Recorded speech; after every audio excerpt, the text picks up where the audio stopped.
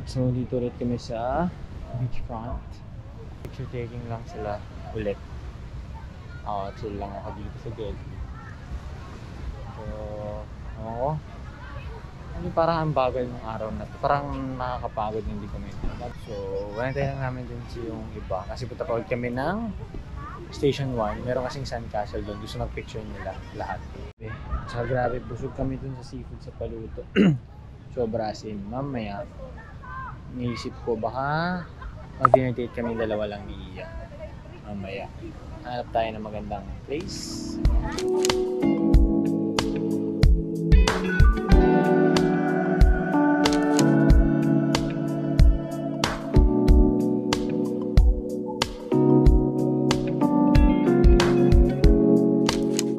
Alright.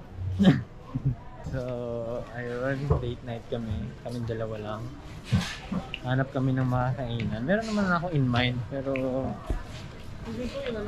niisip ko kung saan yung talagang pinaka-the best para sa aming dalawa. Ay, ano ba si trip mo kay Babe? Kahit ano lang? Yes. Di ba? Nauna na yung sagot kong kahit ano kasi alam ko naman yung sagot nila eh. Yeah, Mga sagot mo lang, kahit ano, ganyan. Ice cream mo nga, kahit ice cream. Anyways, so hanap pa mga kainan. Let's see kung saan.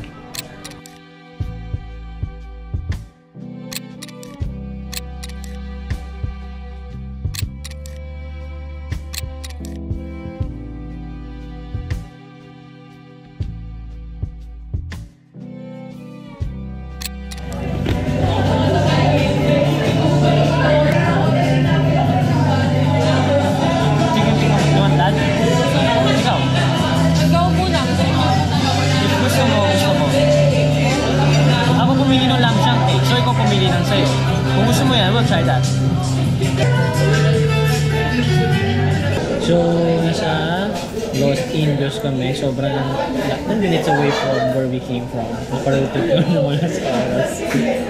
And we ordered lamb shanks, chicken tikka masala, tsaka parang platter.